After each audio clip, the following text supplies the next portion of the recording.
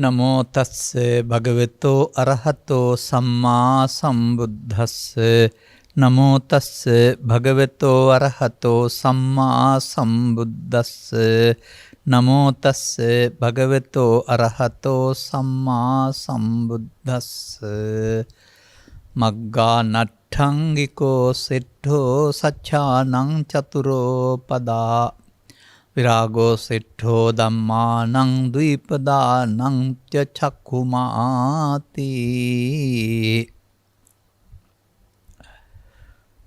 ධර්මානුශාසනාවේ අනුග්‍රහක බෞතුන් ප්‍රමුඛව සිටින්නා වූ මේ මොහොත අපට සවන් දීම සඳහා ඉඩ කඩවෙන් කරගත්තා වූ සදහැවතුනි, අනුග්‍රහක බෞතුන් අපට චතුස්සත්ත්‍ය පිළිබඳ ධර්ම දේශනයක් කරන හැටියට ආරාධනයක් කොට තිබෙනවා. මේ කීප වතාවක් අප දේශනා කළ මාතෘකාවක් මෑතදී මහා චත්තාරිසක සූත්‍රයේ තුලමත් ආර්ය අෂ්ටාංගික මාර්ගයේ ද්විත්වයක් ආකාර දෙකක් පිළිබඳව පැහැදිලි කළා. සතිපට්ඨාන සූත්‍රයේ අග තියෙන ධම්මානුපස්සනාවෙත් එක කොටසක් චතුස්සත්ත්‍ය වශයෙන් පෙන්වනු ලබනවා. චතුස්සත්ත්‍ය anu බුදුන් වහන්සේ වදාළ නිවන් මඟ සඳහා පවතින එක් මාවතක් පමණයි.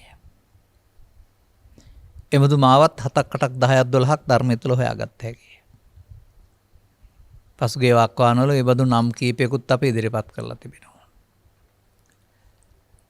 සදහවත් බෞද්ධ පින්නතෙක් විසින් දැනගත යුත්තේ ඔක්කම නෙමෙයි එකක්. නිවැරදිව අනුගමනීය ප්‍රතිපදාව කුමක්දයි තේරුම් අරගෙන අනුගමනය කිරීම සඳහායි දැනගන්න යුත්තේ. නමුත් වර්තමාන සමාජයට මේ පිළිබඳ පාඩමක් තියෙනවා පාසල් අධ්‍යාපනයේ සිට. ලියන්න කියන්න පාඩම් කරන්න විභාග පාස් වෙන්න භාවිතා කළා හැමෝම චතුස්සත්ත්‍ය දන්නවා. දන්නේ වචන 4. චතුස්සත්ත්‍ය අවබෝධ වෙනවා කියන එකේ තේරුම පුද්ගලික කාර්ය වෙනවා කියන එක. ඔහාය භවය ප්‍රාර්ථනා කරන කෙනෙක් වෙන්නේ ඔහුට භව නිරෝධය සඳහා මාර්ගය පෑදිලා තිබෙන්නේ. ඔහු දුක දන්නවා. ඒකට හේතුවත් ඔහු අතේම සිද්ධ වෙන වරදක් බව දන්නවා. නැතුව තැන පිළිබඳවත් ඔහුට ඉවක් තියෙනවා. එතෙන්ටපත් වෙන්න මාර්ගය යන්න. ඒක අනුගමනීය ප්‍රතිපදාවක්. කලකට පෙර භාවිතාවේ තිබී මතකයට එකතු වුණා වූ ගාථා රත්නයක් මේ මාතෘකාව දුටුවම මට මතක් වුණා. සෑමදිනම එක මාතෘකාව කියන එක වළක්වන්න තමයි මේ බඳු ගාථාවක් ගත්තේ. මග්ගා නට්ඨංගිකෝ සෙට්ඨෝ. මාර්ගයන් අතර ආර්ය අෂ්ටාංගික මාර්ගය ශ්‍රේෂ්ඨයි කියලා කියනවා. මාර්ග තවත් තිබෙනවානේ. සත්‍යානං චතුරෝ පදා. සත්‍ය අතර චතුරාර්ය සත්‍ය උතුම් කියලා කියනවා. විරාගෝ සෙට්ඨෝ ධම්මානං. ධර්මයනුත් ලෝකේ වන තරම් තිබෙනවා. නමුත් විරාග ධර්මය ශ්‍රේෂ්ඨයි කියලා තිබෙනවා. ඒ වගේම ද්විපදානම් පාද දෙකක් ඇති අය ඉන්නවා මේ ලෝකේ. නමුත් තථාගතයන් වහන්සේලා ද්විපදෝත්තම සංඛ්‍යාත කියලා කියනවා. චක්කුමය ඇති උත්තමයන් වහන්සේ මේ චක්කුමා බුදුරජාණන් වහන්සේ පාද දෙකක් ඇති අය අතර උතුම් කියලා තියෙනවා.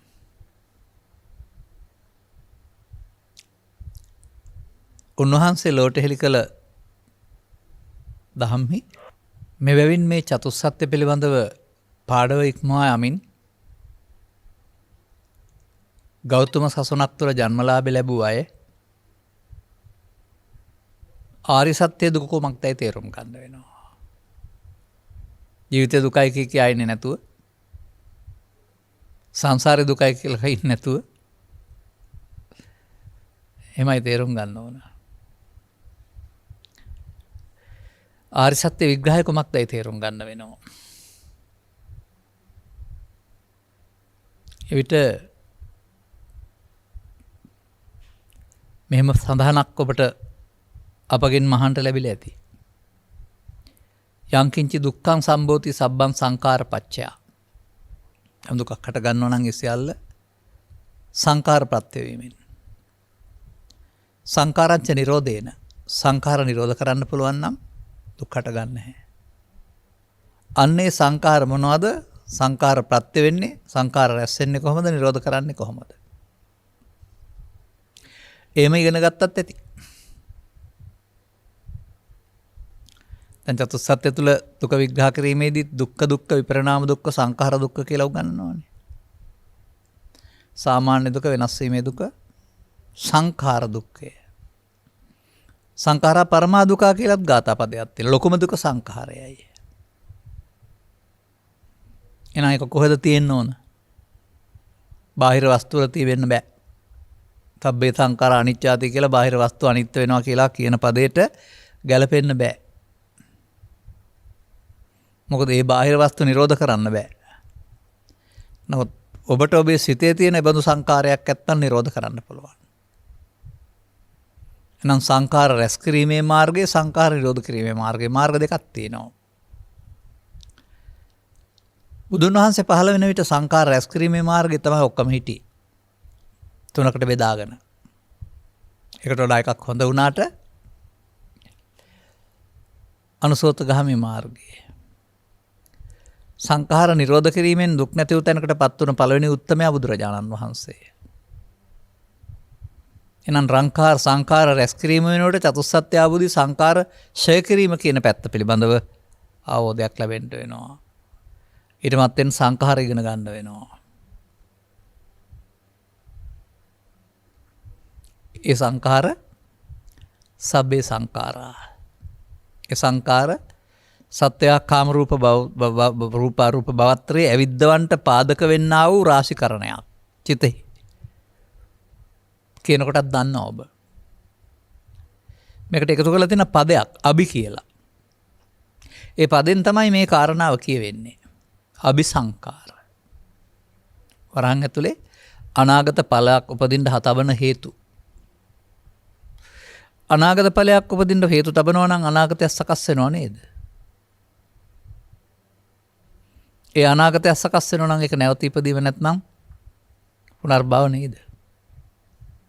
නම් අபிසංකාර රැස් කළ පුනර්භවයක් හැදෙනවම පුනර්භවය ශේ කරන්න පුළුවන්, ඇති කරන්න පුළුවන්ද? එහෙම හිතන්න ඉගෙන ගන්න ඕන. දැන් අபிසංකාර මොනවද කියලා ඉගෙන ගන්න. සංකාර කියන්නේ කසල කී කියයි දෙන්නේ නැතුව, සංකාර කියන්නේ ගොඩ ගහපුවා කී කියන්නේ නැතුව. සසර සබ්බේ සංඛාරා අනිච්චාති. අන්නේ සබ්බේ සංඛාරා පදේ සංඛාර මොනවද? ආර්ය උත්තමින් වහන්සේලා, බුදුන් වහන්සේ, සාරිපුත්‍ර උත්තමින් වහන්සේ වැනි අය ත්‍රිපිටක දේශනා තුල සංඛාර කීයක් තියෙනවා කියලා උගන්වලා තියෙනවද? සංඛාර ಜಾති 3යි තියෙන්නේ කියලා උගන්වනවා. ඒවා බාහිර ලෝකේ නැහැ. ඒවා මිනිසුන්ගේ චිත්තසංතානය තුළ අනාගත ඵල උපදින්න ගබඩා කරන හේතු වශයෙන් පෙන්ලා තිබෙනවා අපුණ්‍යාවි සංඛාර. ඔබ කියන්නේ එකට පව් රැස් කරනවා කියලා. තව එකක් තියෙනවා පුණ්‍යාවි සංඛාර. ඒකට ඔබ කියන්නේ පින් රැස් කරනවා කියලා. තව එකක් වෙනවා අනිජ්ජාභි සංඛාර. ඒකට කියනවා ධානා කුසල් රැස් කරනවා කියලා. මේ එකම අபிසංකාරයක් තුලවත් භවගාමිත්වය අරුණාම සතරෙන් මිදීම තිබුණේ නැහැ. නමුත් එකට වඩා එකක් හොඳ බැවින් මිනිසුන් මේ මගේ යමින් හිටියා. සංඛාර රැස් කිරීමේ මාර්ගය ඔක්කොම හිටියම සංඛාර නිරෝධ මාර්ගයක් ඕන්ට තිබුණේ නැහැ. දැන් මේක වෙනවනේ දුක්ඛ නිරෝධ සත්‍ය. නිරෝධ ගාමිනී පටිපදාව. අර නිරෝධ වුණ තැනක් තියෙනවා, නිරෝධ කරන විදියක් තියෙනවා.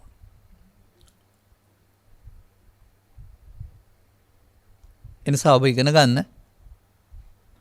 ඔක කවුරුත් කිව්වට ගිරව් කියනවා වගේ උපදීම දුකයි, ලෙඩවීම දුකයි කියන්නේ නැතුව මේ කොහෙද තිබෙන්නේ කියලා උන්වහන්සේ සාරාංශ කරලා පෙන්නලා තිබෙනවා. සංකිට්ඨේන සාරාංශ කරලා කියනවා නම් මිනිස්සුන්ට දුක් ගෙනත් දෙන්නේ අටලෝ දහම නෙවෙයි. ඒක කවදත් තිබුණත් ඉදිරියටත් තිබෙන ලෝක ස්වභාවයන්. ඒවත් එක්කලා සම්බන්ධීකරණය කරන්න ගියාම ඔබේ හිතේ හැදෙනවා දෙයක්, පංච උපාදානස්කන්ධය කියලා. පංච උපාදානස්කන්ධය ඉගෙන ගත්තාම ඒක තුළ තියෙන දුක තේරෙවි. ජීවිත දුකයි කියන්නේ නැහැ එතකොට. පංච උපාදානස්කන්ධ ජීවිතේට පහළ වෙන එකක් නෙවෙයි. දවසටත් එකක් නෙවෙයි. 100,000 ගණනක්. ඒක තුල තියෙන දෙයි ඔබට පීඩා ගෙනත් දෙන්නේ, ආතතිය ගෙනත් දෙන්නේ මේ බුදුන් වහන්සේ වදාළ ආර්ය සත්‍ය දුක කියන්නේ ලෝකේ තියෙන එකක් නෙවෙයි.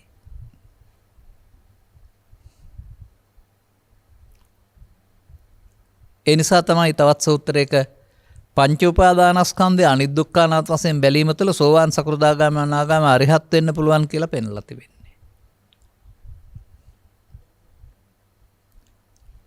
පංච උපාදානස්කන්ධයට සංයුතනිකය කන්දක වර්ගයේ ප්‍රධාන තැනක් හම්බ වෙනවා. බුදු දේශනාවලත් ගැඹුරු ඉගැන්වීමක්. නමුත් ඒක තිබෙන්නේ පොතේ පෙළදහම තිබෙන්නේ ඔබ ළඟ. පංච උපාදානස්කන්ධය ඇහෙන් දකින්න බෑ.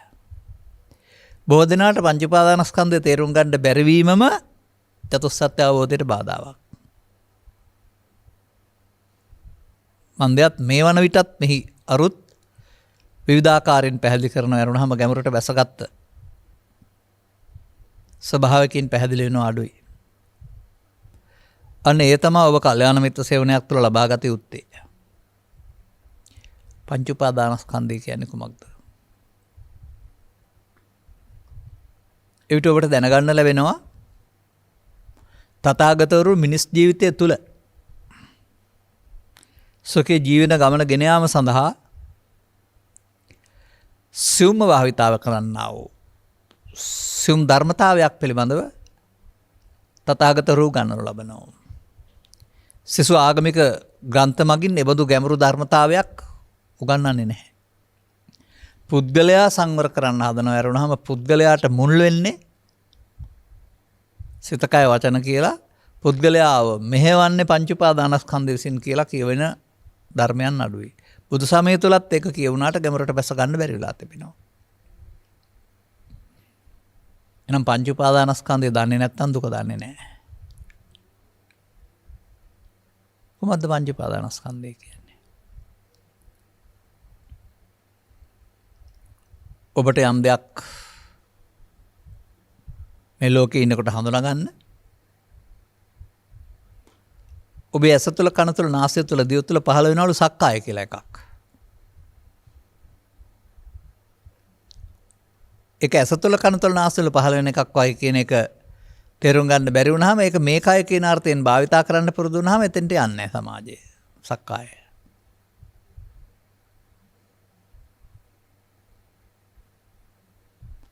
ඒ සක්කායට පහළ වෙන දේට එන දේ මම කොට ගන්න එකට පංච උපාදානස්කන්ධය කියනවායි කියලා තමයි සක්කායංච උබික්කවේ සක්කාය සමුදයංච සමුදය ගාමිනී ප්‍රතිපදංච නිරෝධ පේන සක්කාය සූත්‍රයේ පෙන්වන්නේ.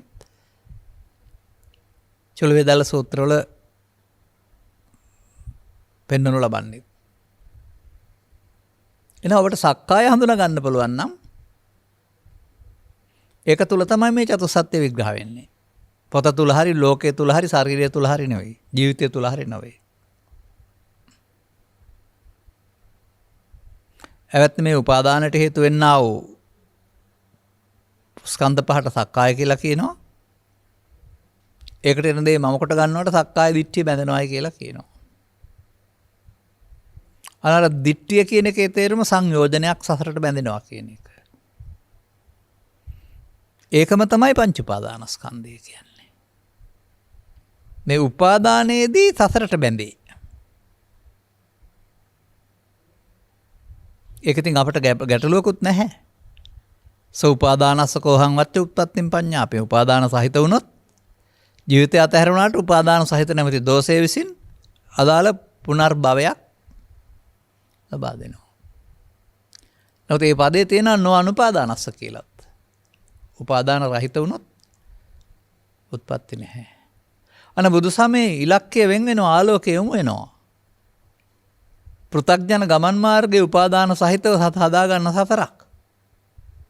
ආර්ය මාර්ගයේ ජීවිතේ උපාදාන රහිත කරගන්නට අනුගමනය කරන්නා වූ ප්‍රතිපදාවක්. නමුත් එතෙන්ට අපට එන්න බැරි වුණේ අපි මේ වචන සරලව අරගෙන ලියන කියන පාඩම් කරගෙන ඒ තුලින් අපි දන්නවා කියලා හිතන් ඉන්න නොගැඹුරු බුද්ධාගමක් තුල හිරවීම.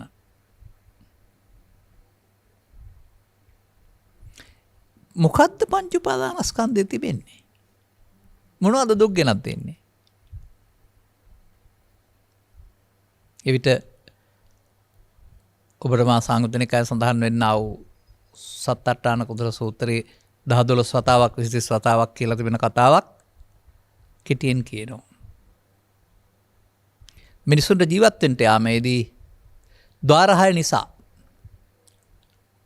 උපදින අරමුණු සමග එක්කාසු වීමේදී එක්වීමේදී ඒවා විඳින්න යාමේදී අපි කියන්නේ ඒවා විඳිනවායි කියලා. නමුත් ඇත්තටම විඳින්නේ ඒවා නෙවෙයි. ඒවා උදව්වෙන් ඔබ හදාගත්ත දෘෂ්ටියක් මතයක් පැරණි දෙයක්. මේ නිසා ඒක තේරෙනවා මිනිස්සුන්ට වේදනාවන් 6ක් ජීවිතේ පහළ වෙනවායි කියලා. විඳීම් 6ක්. විඳීම් සම්බන්ධ හැඳිනීම් 6ක් සංඥා. විඳීම් හැඳිනීම් වලට සම්බන්ධ ඇලීම් ගැටීම් 6ක් සංකාර. විඳීම් හැඳිනීම් ඇලීම් සිදුවන ආකාරය පිළිබඳ දැනගැනීම් 6ක් විඥාන. වේදනා 6යි සංඥා 6යි සංකාර 6යි විඥාන 6යි මිනිසෙකුට පහළ වෙන්නේ. ඉසේ තුළ දෙපතුල දක්වා ගණන් කරලා බලන්න බෙදා ගන්න මොනවයින්ද කියලා. විඥාන ගත්තාම තේරුම් ගන්න ලේසියි. චක්ක විඥාන, සෝත විඥාන, ගාන විඥාන, જીවහා විඥාන, කාය විඥාන, මනෝ විඥාන. අන්න ඒකේ චක්කසෝත જીවහා කියලා කියන්නේ විඥාන පහළ වෙන තැන් වලට. එනම් ඇස කන නාසය දිව කය. ඒවට හම් වෙන්නේ මොනවද? අන්න ඒවයි රූප. ඇසට හම් වෙන්නේ රූපේ, කනට හම් වෙන්නේ ශබ්ද රූපේ, නාසයට හම් වෙන්නේ ගන්ධ රූපේ. අපි ඔබ කියලා තියෙනවා. ඒ රූපය බාහිර දේවල් උදව්වෙන් ඔබේ සිතේ පහළ වෙන එකක්. ඒ පහළ වෙනට ඔබ මෙතෙන්ට එකතු කරගන්නවා ඔබට අදාළ අගේ බොහෝ කල් පටන් සංසාරේ හෝ මේ ජීවිතේ. ලෝකේ ජීවත් වෙන්න මිනිසෙකුට මේ බාහිර දේවල් මුල් කොටගෙන මේ පංචස්කන්ධ ධර්මතාවය පහළ වීම අවශ්‍යයි. පහළ වී අවශ්‍ය කාර්යය කොට ඇලීමකින් ගැටීමකින් තොරව මියන්ට තරම් ශක්තිතාවයක් හැකියාවක් ඒට තිබෙනවා. ඒ ශක්තිතාවයට අපි විකෘතිභාවයක් දීලා වෙනස් කිරීමක් කරපු නිසා තමයි අපට සවර ගමනක් ඇවිදීමක් දුකක් තිබෙන්නේ. ඒ අතහර්ථයට පිළිගන්න බැරුව අපි එයින් පිට පැනලා. එනිසා පංචස්කන්ධයේ වරදෙහි බැඳීම, පංචස්කන්ධය කෙරෙහි වරදෙහි බැඳීම පංච උපාදානස්කන්ධය කියලා කියන්න වෙනවා. පංචස්කන්ධා දුක්ඛා කියලා දේශනා කරපු දහම් පාඨයක් මුළු ත්‍රිපිටකයෙන් තුරා මට හම් වෙලා නැහැ. එනිසා අපිට කියන්නේ ජීවිතයේ දුකයි කියලා කිය ඉන්න එපා. ඒ මොහොතේ උපදින පංච උපාදානස්කන්ධයෙන් ඔබට පීඩා ගෙනත් දෙන්නේ මොකද්ද කියලා හොයාගන්න. මේක උපදින හැටි තථාගතයන් වහන්සේ පැහැදිලි කරලා තිබෙනවා. ඔබ මේ ලෝකේ පහළ වෙනකොට ජීවත් වෙනකොට මේ ලෝකේ හඳුනා ගන්නට ඔබේ මේ පස් දොරට මේ රූප වේදනා සංඥා සංකාර කියනා ස්කන්ධ සමූහය පහළ වෙන්න ඕනලු. නිරන්තරයෙන් දොරවල් 6ටම මුහුණ දෙන අවස්ථාවේදී. නමුත් ඔබ බුදුවරයෙකුගේ අනුශාසනා නොලැබූ බැවින් සහ දුකට හේතුව නොදන්නා බැවින් මේ පංචස්කන්ධයට එකතු වෙනවා. ඇලෙනවා. ගැටෙනවා. එවිට එය සක්කාය දිට්ඨිය බවට පත් වෙනවා.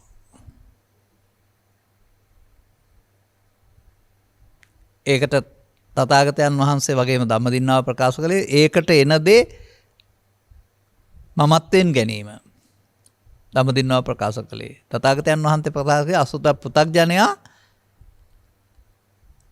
මේ සක්කායට නැත්තම් පංචස්කන්ධයට දේ මම කොට ගත්ත මුලාවෙන් මිදෙන්න උට බෑ.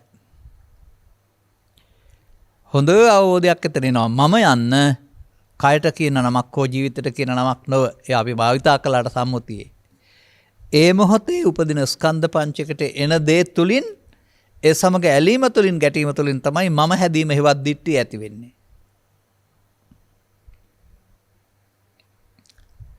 අන්න ඔබ පුරුදු කරගත්ත මමත්වෙන් ගන්න හේවත් මඤ්ඤමාණයට එකතු වෙන්න. දැන් ඔබට සසර උපදින්න හේතු චිත්තාභ්‍යන්තරයේ සැඟවීම සිදු වෙනවා මඤ්ඤමානෝකෝ බික්කෝ බද්දෝ මරස්ස කියලා. මේ සිද්ධිය තවත් පැත්තකින් පෙන්නනවා යංකෝ බික්ක අනුසේති කියලා. ඔබ මේ ස්කන්ධ පංචකයේ ලෝකෙත් එක්කලා සම්බන්ධතා පවත්වන්න හඳුනාගත්තට ඔබ මේක රැලිලා ගැටිලා චිත්තාභ්‍යන්තරයේ නිදිගත් සිතක් නැත්නම් නිදිගත් හේතු ඇති කරනවා. ඒක අනුස්සේති. මෙන්න මේ අනුස්සේති නිසා තමයි තේන සංකම් ගච්ඡති දුක හට ගන්නවයි කියලා පෙන්වන්නේ. බාහිර ලෝක නිසා නෙමෙයි. ඒ නිසා අනුසේති කියලා කියන්නේ මම දකින්නේ දුකට හේතු තබන එකක්.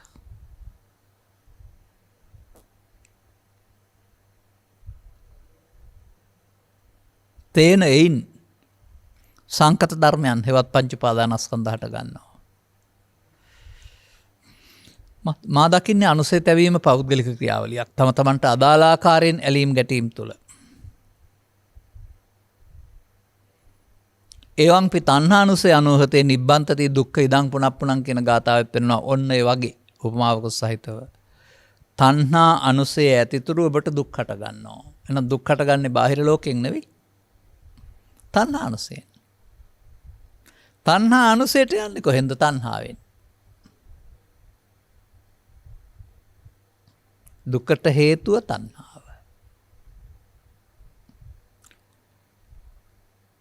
දුක පංච උපාදානස්කන්ධේ නම් පංච උපාදානස්කන්ධය හට ගැනීමට හේතුව තණ්හාව. එහෙමයි බලන්න ඕනේ. කවුද පංච උපාදානස්කන්ධේ ඉන්නේ? මම ඉන්නවා. ඇලෙන මම, ගැටෙන මම, මුලා වෙන මම, බාර ගන්න මම. ඇලීමෙන් ගැටීමෙන් බාර ගැනීමෙන් හදා ගන්නා වූ මතයක් දෘෂ්ටියක් තමයි මේ මානය, මඤ්ඤමානය කියන්නේ. එනිසා මඤ්ඤමානය මිනිසුන් කරගත් වරදක්. නොදැන අඳුරේ යාම වගේ, වැරදුන පාරක යාම වගේ.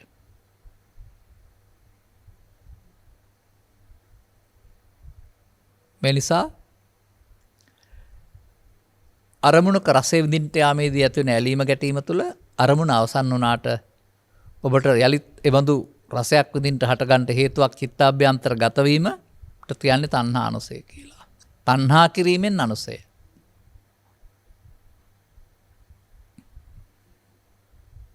දැන් අර පාසලේ ඉන්න කාලේ ධර්මශාලාවේ ඉන්න කාලේ වගේ හිතන්න පුරුදු වෙන්න එපා. තණ්හාව නැති කරන්න ඕන. දන් දෙන්න ඕන. ඉඩ කඩන් ටික ඔක්කොම ටික පන්සලට හෝ මහලු නිවාසයකට හෝ වැඩිහිටි නිවාසයකට පරිත්‍යාග කරපුවාම හරි. එහෙම නැති වෙන එකක් නෙමෙයි ඒක. ඊට පෙර තණ්හාව තියෙන තැන හඳුනා ගන්න ඕන. ඕක ඉගැන්වීමේදී තනි වචනයක් වුණාට තව ටිකක් එහාට එනකොට තුනකට බෙදෙනවා. තුන් භවයේ ඇවිදින්න තියෙන මුලාව හේවත් කාම භව විභව තණ්හා කියලා. අපි අර භව විභව පැත්තකින් තියෙනවා අපේ ලෝකෙට අදාළ නැති බැවින්. එවිට කාම කියන එක අපි තුලින් දැක ගන්නට වෙනවා. කාම තණ්හාව පොතේ නෙවෙයි තියෙන්නේ තම තමන්ගේ. තම තමන්ගේ සිතට එන දෙයක් සිතට එන්න ස්ථාන 6ක් උදව් වෙනවා. ඒ නිසා ඒකට කියනවා රූප කාම, ශබ්ද කාම, ගන්ධ කාම, රස කාම, පොට්ටබ්බ කාම, ධම්ම කාම. අන්න කාම 6යි. කාමයන් විඳින්නට යාමේදීවත් සමග ඇලෙනවා ගැටෙනවා. ඒ නිසා කාම උපාදාන කියනවා. අන කාමතෝ ජායති සෝකෝ කාමතෝ ජායති බයං. ශෝක බය හටගන්නේ කාමයන් උපාදාන නිසා. විපමුත්තස්ස මිදෙන්න පුළුවන් නම් ඔබට. නැති ශෝකෝ ශෝකයක් නැත කුතෝ බයක් බය නම් කොයින්ද කියලා තමයි බුදුහාමුදුරුවෝ ප්‍රශ්න කරලා තියෙන්නේ. එනිසා මේ තණ්හානුසයට තබන්නේ අවුරුද්දට එක සැරේයිද ජීවිතේට එක වතාවයිද කොහොමද ඒක වෙන්නේ? පුතග්ජනයට තේරුම් ගන්න බෑ. මන්දයත් මේ ආර්ය මාර්ගය විස්තර කිරීමේදී ආර්යයන් සඳහා එක මාර්ගයකුත් අනාර්යයන් සඳහා තවත් මාර්ගයකුත් පැහැදිලි කරලා තිබෙන බැවින්. අනාර්ය මාර්ගයේ හේතු තබන එක කියවෙන්නේ නැහැ. ඒක භවගාමීත්වයේ සුගතිගාමී පැත්ත විස්තර කරනවා. ඒක සම්මාදිට්ඨියක් වුණාට ඒක භවගාමී සම්මාදිට්ඨිය. ඒක තමයි අපි මහා චත්තාරිසක සූත්‍රය පැහැදිලි කරමින් පුද්ගලයා තුළ සම්මාදිට්ඨිය පංචස්කන්ධයේ පංච උපාදානස්කන්ධය තුළ සම්මාදිට්ඨිය කියලා දෙකක් තියෙනවා මේකේ කියලා පැහැදිලි කළේ. ඔබ මේක සවන් දීමේ ප්‍රතිඵලයක් වෙන්නත් පුළුවන් මේක ඉල්ලන්නේ නැත්තේ. නැතත් කමක් නැහැ. ඒ පුද්ගලයා අතර සම්මාදිට්ඨිය ලෝකේ ඕන තරම් විස්තර කරලා තියෙනවා. ඒ නිසා මායකට යන්නේ නැහැ. කරාට ආර්ය මගට එන්න බැරි නිසා. පංච උපාදානස්කන්ධය තුළ.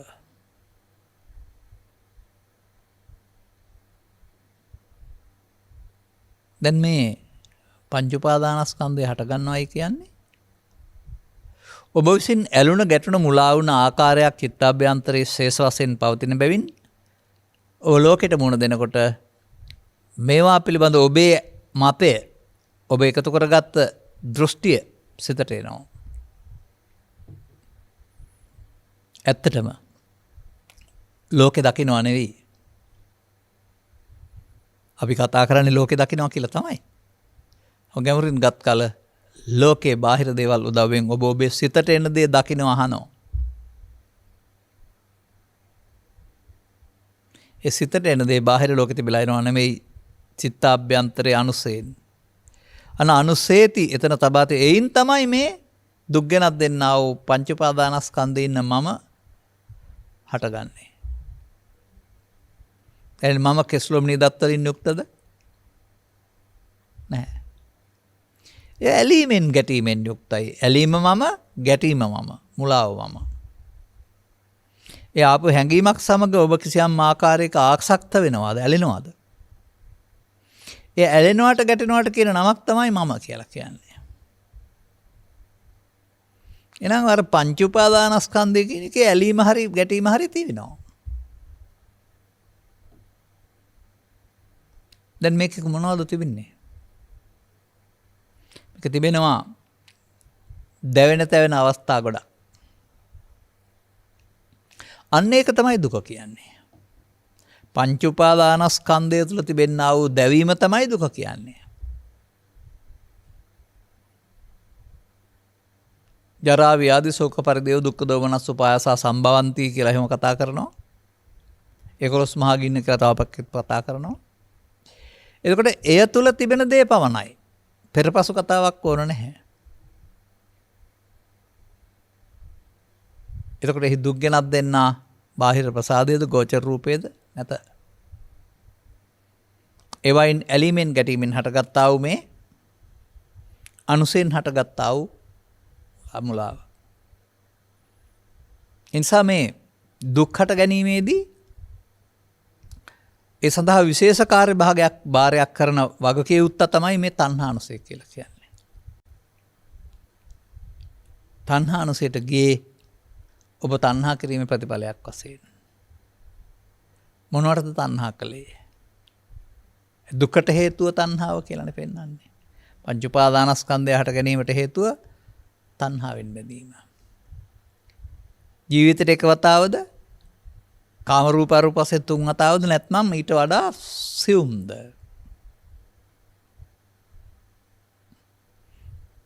ඔන්න එතකොට අපිට විග්‍රහ කරන්න වෙනවා. මේ බන්ධනය, මේ භව බන්ධනය සිදුවෙන ආකාරය. ඒක අර සාමාන්‍ය සමාජය තුළ උගන්වන්නේ නැහැ. දසස්තක සම්මාදිට්ඨිය තුළ උගන්වන්නෙත් නැහැ. සත්‍යවිභංග සූත්‍රයේ පැහැදිලි කරන්නෙත් නැහැ. වචනින් පැහැදිලි කරාට දුකට හේතුව තණ්හාව, ත්‍රිවිධ තණ්හාව කියලා කියන වරුණාම ඒක නැති කිරීමෙන් කියලා කරන වරුණාම ඒක නැති වෙන්නේ කොහොමද කියලා අර පෙළේ උගන්වන්නේ නැහැ. මාර්ගය කියලා කිව්වට ඒක කොතරම් කිව්වත් ලීවත් මාර්ගය ගන්න බෑ.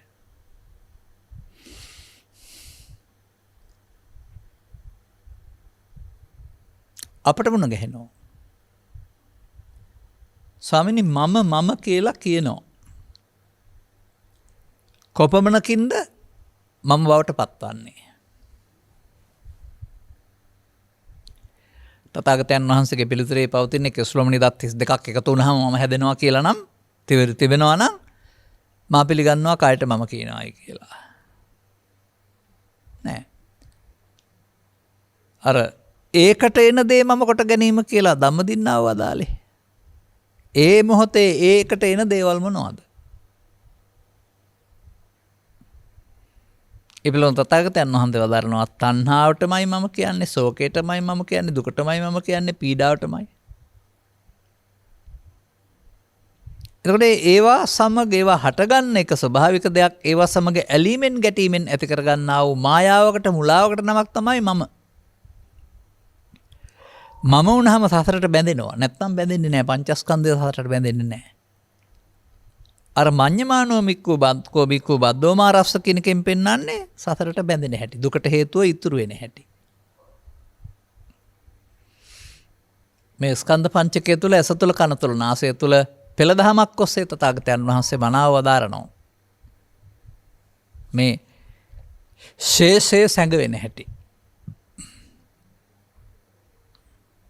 ඒක ඇස තුළ කන තුළ නාසය තුළ කය තුළ සිත තුළ පව තුළ පින තුළ ධානය තුළ ඕන එකකට හරියන දහම් පෙළක් තිබෙන්නේ. නමුත් මෙතන මේ ඕනෑම මොහොතක උපදින්නා වූ වේදනාව යන්න මේ මොහොතේ හටගත් දෙයක් නොව තමන් අතීතයේ හදාගත්ත ඇලීමකට ගැටීමකට අනු වෙන්නා වූ විඳීමක්. විඳීම ඇලීමක් වෙන්න පුළුවන්, විඳීම ගැටීමක් වෙන්න පුළුවන්. ඇලීමට ප්‍රිය කරන එක, ගැටීමට අප්‍රිය කරන එක කියන අර්ථයෙන් තමයි වේදනාවට තණ්හා කරනවා කියන්නේ. දැන් ලෝකේ තියෙන දේකට තණ්හා කරනවා නෙවෙයි. තමන් හදාගත්ත වේදනාවකට තණ්හා කරනවා. ඉන්පස්සේ පෙළේ තිබෙනවා අර පංච උපාදානස්කන්ධ කියන වචනට ඇති උපාදාන කියන වෙදේ සිදු වෙන බව. ඒ තමයි ස්වභාවිකයෙන් නැති වෙලා යන්න තිබුණු දේ බැඳෙන මට්ටමට ගෙනාවේ මේ මඤ්ඤමානෙන් උපාදානෙන්. දැන් ස්කන්ධ පංචකය තුල තමයි තණ්හා උපාදාන භව හේවත් දුකට හේතු රැස්වීම සිදු වෙන්නේ. තණ්හා වුණොත් උපාදාන භව වීම තමයි දුකට හේතු රැස්වීම. දුකට හේතුව තණ්හාව කියන්නේ උපාදාන භවනේ. දැන්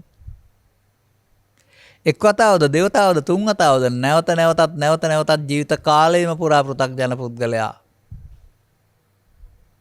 මේ රූපයට, මේ ශබ්දයට, මේ ගන්ධයට, මේ රසයට, මේ ඇලීමට, මේ ගැටීමට, මේ හතුරාට, මේ මිතුරාට, මේ පවට, මේ පිනට අද විවිධ සංකල්පයන්ට ඇලෙමින් මුලා වෙමින්, ගැටෙමින් මුලා වෙමින් මම හදනවා. චිත්තාභ්‍යන්තරේ දුක්ඛට ගැනීමට හේතුව බලවත් කරමින් ඉන්නවා. අනුසේති නිර කරමින් ඉන්නවා. අනුසේති කරන්නේ පෘථග්ජනයා. අන්න එනකොට තේරෙවි ඔබ මේ සමාජ ජීවත් වෙන්න ගියාම පුද්ගලයෙක් වශයෙන් දුකට හේතු රැස් කරන ජීවිතයක නේද ගත කරන්න කියලා දුක නැති වූ තැන සහ මාර්ගය ගැන කතා කළාට. ඒ පාරේ බොහොම කල් ආවා සංසාරේ. මේ ජීවිතෙත් ඇවිදින් තියෙනවා. තේරුණා ගත්ත ඉස්සරහට යන්න පුළුවන්. ඒකේ තිබෙන්නේ දුක සහ හේතු රැස් කිරීම විතරයි. ඒක කාටද අයිති? පෘථග්ජනයාට අයිති එකක්. ආර්ය සත්‍යයේ දුක සහ හේතු අයිති වෙන්නේ පෘථග්ජනයින්ට. දැනගත්තත් නැතත්. උන්ට දුක සහ හේතු රැස් කරන්න හේතු රැස් කිරීමෙන් දුකටපත් වෙන එක තමයි උන්ට උරුම වෙන දායාදය. එසා පෘථග්ජන පුද්ගලයා හේතු රැස් කරගෙන හේතු නිසා හට ගන්නා වූ ලාභාලාභ සැප දුක් ඉන්දාප සංසාවලදී රාගව දේශ මොහ ජරා ව්‍යාධි ශෝක පරිදේ වලදී ඒවා මට වෙන දේවල් කියලා බාර අරගෙන අඬනවා දරනවා වැළපෙනවා සිහි නැතිලා වැටෙනවා මරණයටපත් වෙන තරම් බරපතල දෙයක් වුන්ට මේ සිත තුළ තියෙනවා. ආපු කාරණේ දරා ගන්නට බැරි තරම්, හදවත ගැසෙන තරම්, හදවත අක්‍රිය වෙන තරම්, මරාගෙන මැරෙන්න හිතෙන තරම් බරපතල වූ දෙයක් මේකේ තිබෙනවා වුන්ට. මෙන්න මේ ක්‍රියාමාර්ගය ඔස්සේ තමයි පෘථග්ජන පුද්ගලයා දුකටපත් වෙන්නේ සහ දුකටපත් වෙන්න හේතු රැස් කිරීම සිදු කරන්නේ. අනුසෝතගාමී කියන්නේ ළමා කාලේ පටන් මරණයතුරු මේක කරමින් ඉන්නවා. පින් ගැන කතා කරනවා, පව් ගැන කතා කරනවා, නිවන් ගැන කතා කරනවා, යහපත දේවල් ගැන කතා කරනවා. අර චිත්තාභ්‍යන්තරයට දුක්කට ගන්න හේතු එක එක තබමින් ඉන්නවා.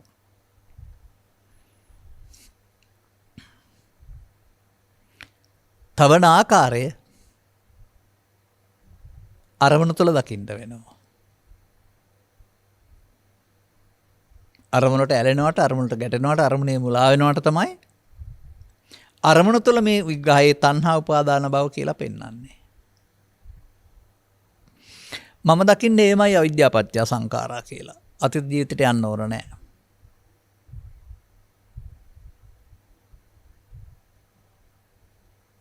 එමනම් මේ දෙක තමයි සාමාන්‍ය මිනිසුන් කරමින් ඉන්නේ.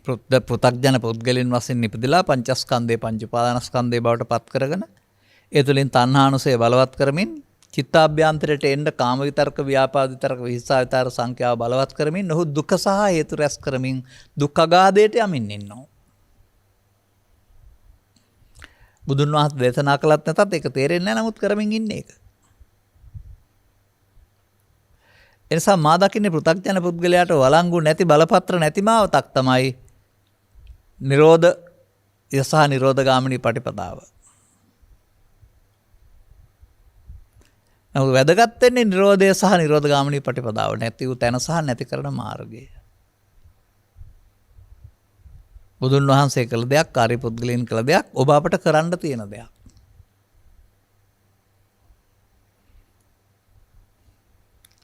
ඔය පාඩම් පෙළිය ගන්න. ඊටකේ ත්‍රිවිධ තෘෂ්ණාව නැති කිරීමෙන් ලබන සබ නිර්වාණය කියලා තමයි උගන්වන්නේ. ත්‍රිවිධ තෘෂ්ණාවම නැති කරන්න ඕන කියලා තමයි උගන්වන්නේ. ඒ කවුරු හරි ඉල්ලා තියෙන දන්නේ නැතුව. මොකද ඔබට මට භව තණ්හාවක් භව තණ්හාවක් නැහැ. අපේ කාම තණ්හාව අපේ ලෝකෙ තිබෙන්නේ. ඒවා යට කළොත්, ඒවන් මගහැරියොත් තමයි ඔය කියන භව තණ්හා කෙනෙකුට උපදින්නේ. නමුත් අපට මේක තේරෙන්නේ නැහැ. දැන් මේ තණ්හා නිසා තමයි ඒක නීවරණයක් නේ. කාමච්ඡන්ද ව්‍යාපාද කාම කියන වචනට ආйти. මේ අරමුණ තුළ තිබෙන්නා වූ මේ ආවරණය නිසා තමයි අපට සනසුමකට යන්න බැරි. ඒක වසා දමා භව ගමනක් හැදෙන්නේ. ඒක හරහා ඒට මුහුණ දෙන හැකි ආකාරයෙන්.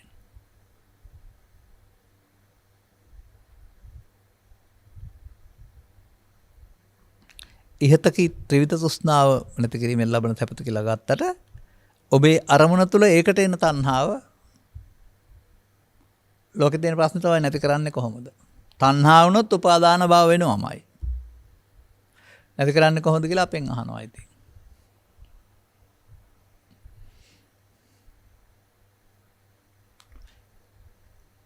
නමුත් මේ පංචස්කන්ධ ධර්මතාවයට එන දේ මමත්වෙන් ගැනීම තුළ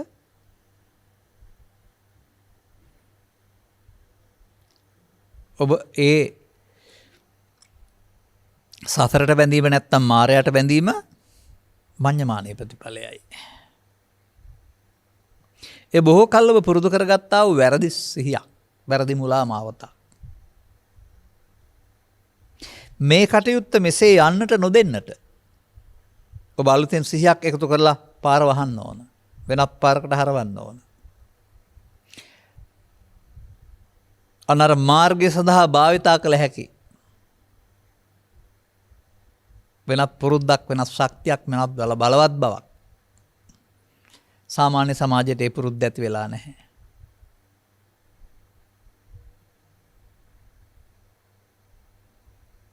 එබැවින් උපාදාන වෙන මොහොතම උපාදානෙන් මිදෙන ආකාරයට කටයුතු කරන්නේ කොහොමද?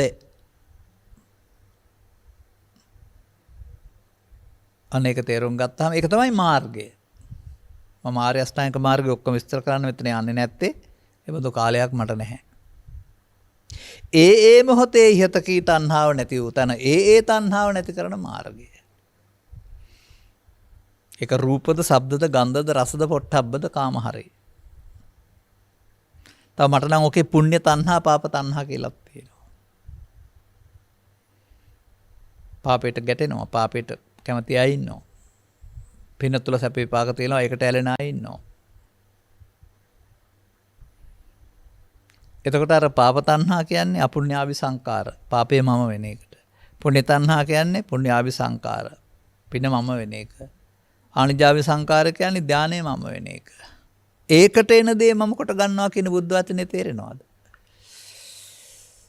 නම් පවෙන් මම හදාගෙන දුගතිගාමී වෙන්න පුළුවනි, පියෙන් මම හදාගෙන සුගතිගාමී වෙන්න පුළුවනි, ධානයෙන් මම හදාගෙන රූපී අරූපී බමතලව යන්න පුළුවනි.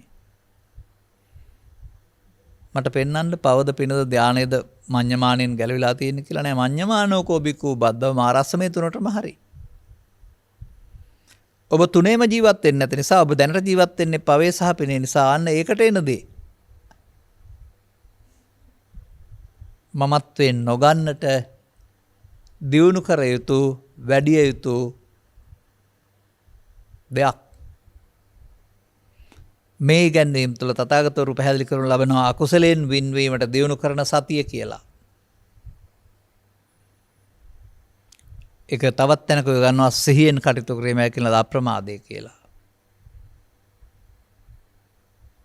මෙතනින් එහා පැත්තට මේ සම්මාදිට්ඨිය සම්බන්ධයෙන් ආර්ය මාර්ගය සම්මාදිට්ඨිය සමග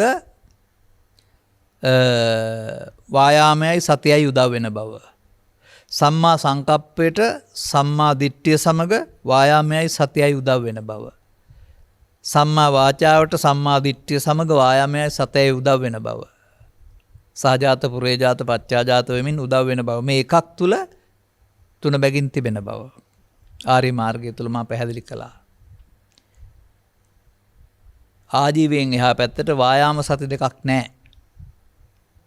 ඒ දෙක අර පහේදිම තියෙනවා. වායාමය සහ සතිය. ඒ වගේම දිට්ඨියක් තිබෙනවා. ඒ ආර්ය මාර්ගයේ අහලවත් නැතුව ඇති. ඒ යනකොට සිදුවෙන දේ. තේරුම් ගන්න ඕන කාරණාව.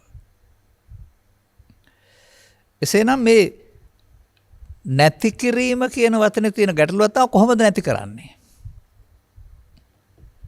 නැති කරන්න ඕන කියලා කියයි බණටත් කියයි කතා කරලත් කියයි. නැති වෙන්නේ නැහැ එහෙම කියලා තමයි කියන්නේ. ඒ වචනෙන් පෙන්නන දේ බලා ගන්න අදාළ තැනට අවතීර්ණ වෙන්න බැරිකම අර තියෙන්නේ.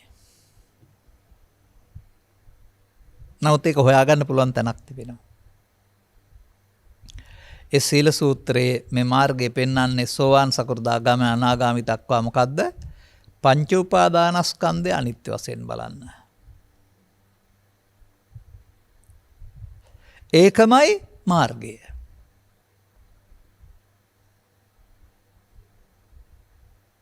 කොහොමද බලන්නේ?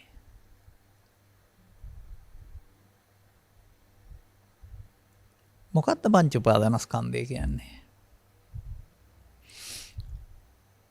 එදිනදා ජීවිතයේදී මේ ලෝකේ හමු වෙනකොට මේවට අදාළ තමන්ගේ එකතු කරගත්ත කාරණා නිසා සිතට එන හැඟීමට ඇහෙන් කනෙන් නාසයෙන් දිවෙන් කයෙන් පව නිසා පෙර නිසා මේ ඉමේ පංච උපාදානස්කන්ධය කියන එක හට ගන්න පුළුවන්. ඔබ මේ අනන්ත සංසාර ගමනේදී මේකට එකතු වෙමින් මොහොතකින් භව ගමන හැදුවා. සසර හැදුවා ඇරුණාම ඔබට මේක ඉවර කරන්න බැරි වුණා. ඔබගේ බලවත් පුරුද්ද වැරදි පැත්තට එකතු වීම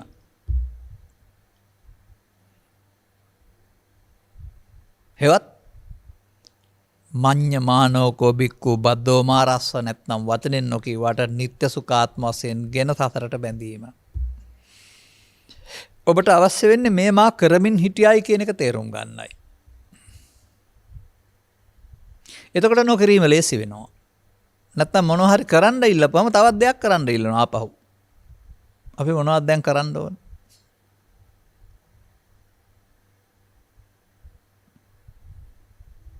එහෙම අහනවා. නමුත් මාර්ගයේදී කරන්න නෙමෙයි තියෙන්නේ.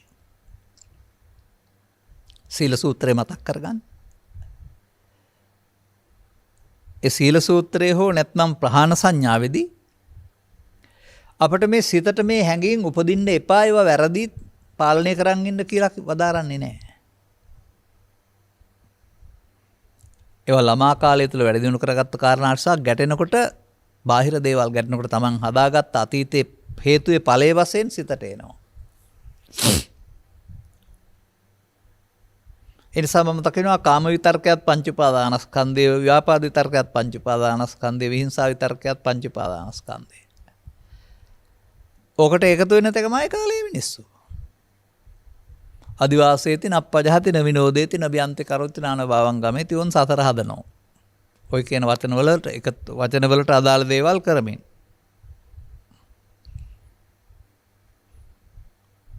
දැන් ඒ වැඩේ නොකරන්නේ කොහොමද? ඒක නෙවෙයිද නිරන්තරයෙන් නැවත නැවතත් කරන්න ඕන දේ. වඩනවා කියන්නේ. වඩනවා කියන්නේ නැවත නැවතත් වැඩි දියුණු කරනවා. මේකට එකතු වෙන්නට පුරුදු කරගත්තා වූ කැත මෝඩ පුරුද්ද. එයින් පහ කිරීම සඳහා එතෙන්ට එකතු නොවීම සඳහා එතෙන්ට ඔබට ගේන්න කියලා වදාරනවා බුදුරජාණන් වහන්සේ. අකුසලයෙන් වෙන්වීමේ සඳහා භාවිතා කළ හැකි චෛතසික විශේෂයක් කුසල.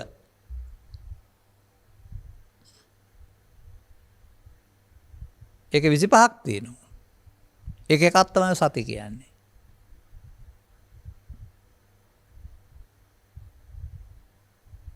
එයා අපේ ජීවිතේට අලුතෙන් එකතු කරගත යුතු නෑ. අර අනිත්‍ය ලෝභ දේශ මොහ කිරීමෙන් ලෝභ දේශ මොහ වැඩෙනවා වගේ මේක භාවිතා කිරීමෙන් වැඩෙන්න ඕන දෙයක්.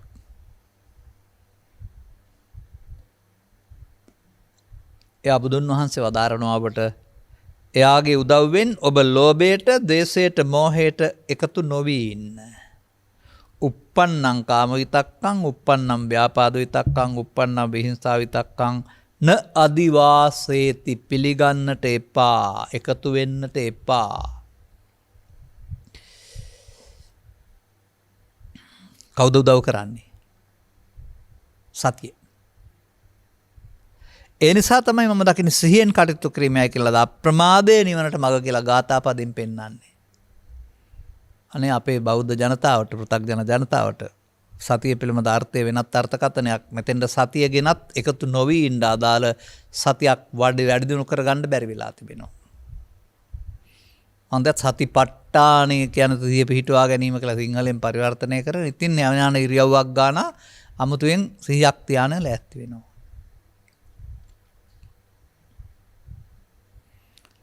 ඒවා කාම විතර්ක, ව්‍යාපාද විතර්ක, විහිංසා විතර්ක නාස ඒකට අයිති වෙන්නෙත් නැහැ. ඒවට අයිති වෙන්නේ නැහැ පහන සංඥාවලට. එදිනදා ඉරියව් දිහා බලන් ඉන්න එක සතිය කියලා තමයි පාඩම් කරගෙන තිබෙන්නේ.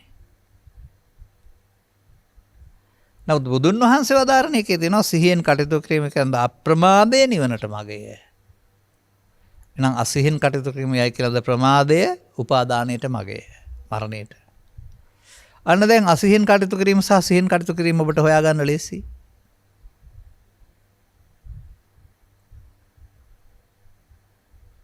අසිහින් කටයුතු කිරීම තථාගත බුදු පියාණන් වහන්සේ ඇස තුළ, කන තුළ, නාසය තුළ, දිව තුළ එකතු වීම කියන සිද්ධිය විස්තර කරනවා. පසුගිය මාස 2 3 4ක් තිස්සේ නිරන්තරයෙන් මම ඕක කියලා මට ඇති වෙලා දැන් ඉන්නේ. ඒත් කියන්නම ඕන බුදුන් වහන්සේ අවුරුදු 45ම වදාලානේ. ඇස තුළ, රූපය තුළ, කන තුළ, ශබ්දය තුළ, නාසය තුළ, ගන්ධය තුළ, දිව තුළ, රස තුළ, නැත්නම් කාම විතර්කයේ තුළ, ව්‍යාපාද විහිංසා විතර්කයේ තුළ සිදුවෙන මේ සිද්ධිය මොහොතකින් පස්සපච්චා වේදනා. වේදනාවට තණ්හා කිරීම, තණ්හාව නිසා උපාදානය, උපාදාන නිසා සසරට බැඳීම, මෙන්න එකතු වීම. බලවත් කරගත්තා වූ සංයෝජනය. මේක නොකරන එකට නේද එකතු නොවීම කියන්නේ. එහෙමයි ඒ තීරණය ගන්න ඕන. මොනවටද එකතු වෙන්නේ? අරමුණට එකතු වෙනවද? නෑ, ලෝභයට, දේශයට, මෝහයට අතීතෙන් ආපු මුලට එකතු වෙනවා. පරණ කුණුකට එකතු වෙනවා. එය විඳවනවා. විපාකය කියන්නේ අර අයන එක විඳවන එක. ඒ එකතු වෙන්න විඳවන්න ගියාපම නිවීම වහලා සසර හදනවා. ඒ මොහොතේදී. අන්නේ නිවීම වහලා සසර හදන කාරණාව පිළිබඳව තේරුම් ගත්තාම මෙතනයි මේ සසර භවබන්ධනය ඇති වෙන්නේ කියලා තේරුණාම මේක නොකර ඉන්න තමයි එදිනදා ජීවිතේදී සිහිය ඕන වෙන්නේ.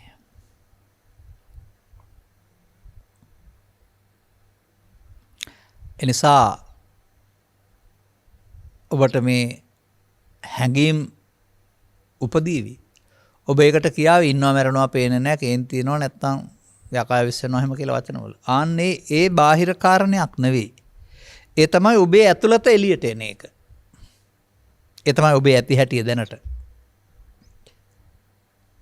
මෙයා එළියට ඇවිදින් ඔබේ කාය වචන පාවිච්චි කරලා ඔබ පිස්සෙක් කරලා බවටපත් කරනවා සහ විශාල අවුලක් හදනවා.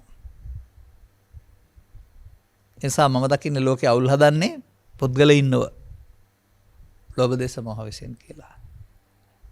එයට එකතු වෙන්න එපා කියලා මේ පෙන්වන්නේ. ලෝභයට දේශයට මොහයට. එකතු වුණාම ලෝභ වඩේති, දේශ වඩේති, මොහ වඩේති. ලෝභ වැඩෙනවා. එතකොට දුක. නමුත් ලෝභක්කය, දේශක්කය, මොහක්කය නිබ්බාන අරශ්‍ය වෙන්නේ. එකතු වුණොත් නම් සොය වෙන්නේ නැහැ. එකතු නොවුනොත් සොය වෙනවා. මේ එකතු නොවීම කියන වචනේ තුල නැද්ද ආර්ය මාර්ගය ඔක්කොම?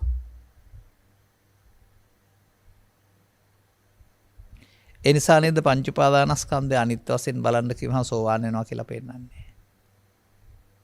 ඒ අනිච්චං කී ඉන්නවද? රූප වේදනා සංඥා සංකාර අනිච්චා කී ඉන්නවද? නමුත් මේකට වචනයක් තිබෙනවා. ඉදිරියේදී පැහැදිලි කරන්නම්. අසුරු ගසන සැනක්වත් මොහොතක් තරම්වත් ඔබට අනිත්‍ය භාවනාව වඩන්න පුළුවන් නම් මහත්ඵලයි මහානිසංසයි කියන්නේ. කේසානිච්චා ලෝමානිච්චා නකානිච්චා කිය ඉන්නවටද? නෑ. බලමු අපි ඒකේ සූත්‍රයෙන්ම. අපුත්තක වැනි සූත්‍රයක සඳහන් වෙනවා. මා හිතනවා මේ අසුරු ගසන සැනක් අනිත්‍ය වඩනවා කියන්නේ පංච උපාදානස්කන්ධය එකතු නොවෙනවට. මොහොතකින් එකතු නොවෙනවට. දැන් මේ සඳහා එතනින් වෙන් කරන්න මිදෙන්න දුකින් දුක නැති වූ තැන අර උපාදානෙ නැති වූ තැනනේ. උපාදානෙන් මිදෙන්න තණ්හා උපාදාන වෙන එක වළක්වන්න මෙතෙන්ට එකතු කරන්න වෙනවා සතිය මාර්ගය. දැන් එකතු වීමට මම නමක් කළොත් නිත්‍ය සුඛාත්ම කියලා එකතු නොවී ඉන්න එකට නෙවෙයිද අනිත්‍ය කියන්නේ. දැන් එකතු වීම කිරීම නම් එකතු නොවීම නොකිරීම නෙවෙයිද? එකතු වීමේදී ජවන් ශක්තිය එකතු වෙලා බලවත් වෙනවා නම් එකතු නොවීමේදී කෙට්ටු වෙන්න පටන් ගන්නව නේද? දැන් මේ එකතු නොවීම තුල සනයක් පාසා සෙවෙනයකට නේද පෙන්වන්නේ තෝකං කනේ ටික ටික සනයක් පාසා රන් කරුවා රිදෙහි මලාරින්නාසේ කියලා. අනේ තේරුම් අරගෙන මේ එකතු වීම සහ නොවීම කරන්නේ කොහොමද කියන කාරණේ පිළිබඳව අවබෝධ කරගන්න. ඔබ ත්‍රිලක්ෂණයයි චතුස්සත්‍යයයි පටිච්චසමුප්පාද නිරෝධයයි කර්මක්ෂය කිරීමේ කර්මයයි සියල්ල ඉගෙන ගත්තා වෙනවා.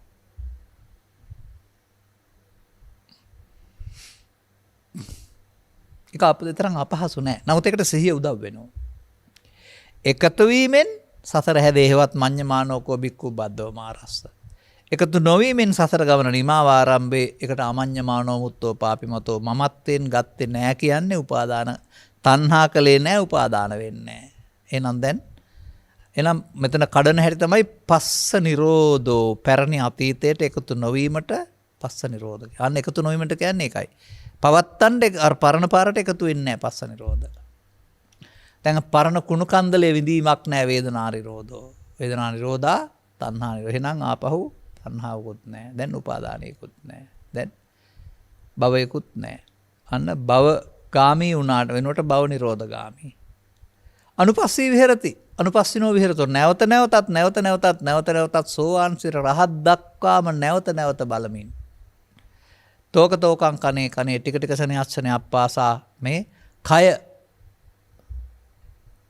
කය ධම්මානුපස්සේ ඡය වෙන එක බලන්න වෙනවා. දැන් එයාට කෑම හම්බ වෙන්නේ නැහැ. එයා කෙට්ටු වෙන්න පටන් ගන්නවා.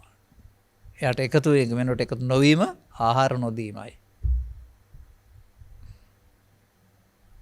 මෙන්න මෙය බුදුරජාණන් වහන්සේ වදාළ පංච උපාදානස්කන්ධය අනිත් දුක්ඛ අනාත්ම වශයෙන් බැලීම නම් වූ විදර්ශනාවයි. දැන් ඇසෙන් බලනවත් නෙවෙයි. අනිත්‍යං දුක්ඛං අනාත්තා කියලා කියනවත් නෙවෙයි.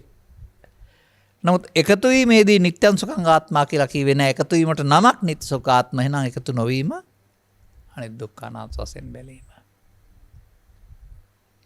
දැන් අර භවගාමී පාර වෙනකොට එක වෙන පාරක්. මේක අනුසෝතගාමී අර්ක පටිසෝතගාමී.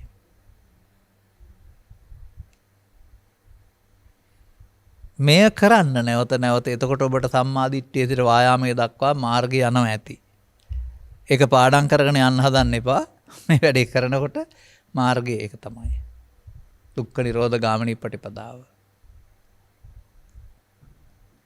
එතකොට යන්නේ වෙන තැනකට. අර ගියේ සසරට භවගාමීත්වයට දැන් යන්නේ භව නිරෝධ ගාමීත්වයට. බුදුන් වහන්සේ වෙත යන පාර.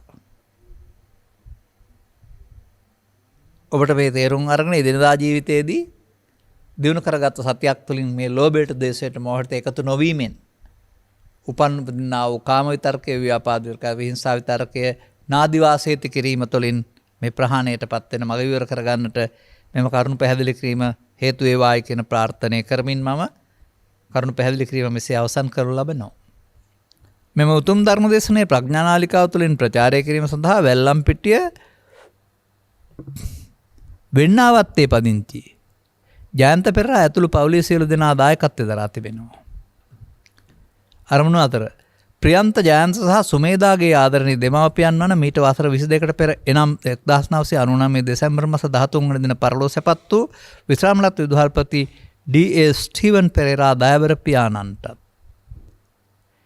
වසර 3කට පෙර පරලෝ සැපත් වූ කොළඹ ඉසිපතන විදුහලේ සේවය කළ විශ්‍රාමලත් පාඨශාලාචාර්ණී එන් තිලකා පෙරේරා දයාබර මෑණියන්ටත් ශ්‍රීමාලී වැන්දබෝනා මහත්මියගේ දයාබර පියාණන් සුමනසිරි වැන්දබෝනා සරත් පෙරේරා මහතාගේ දයාබර පියාණන් සලවන් පෙරේරා සහ ධම්මිකා පෙරේරා මහත්මියගේ දයාබර පියාණන් එම්.පී. ධර්මසේන මහතාටත් නාවලගේ සෙනරත්කුරේ ආතාටත් දොන් රූපවති පලිහේන ආරච්චිටත් එන් කරුණාලතා කුරේ ලොකුපුංචි අම්මාටත් ඕජී ගුණදාස ඇල්බර්ට් ඉදිරිසිංහ සහ පී.කේ. එඩ්වින් බාප්පලාටත් ප්‍රියන්ත ජයන්ත සහ සුමේදා නමින් මියගිය මේ පරලෝකීය සියලුම ඥාතිත මිත්‍රාදීන්ටත් ධර්මදේශනෙන් ජනිත වන්නා වූ පුණ්‍ය සකුසල අනුමෝදන් වී සසර දුක් කෙලවරකට උතුම් නිවන් සුව සාක්ෂාත් කර ගැනීමට මං පෑදේවායි කියලා ප්‍රාර්ථනා කරනවා. පින් අනුමෝදන් වී ජීවිතය සුවපත් වෙයි.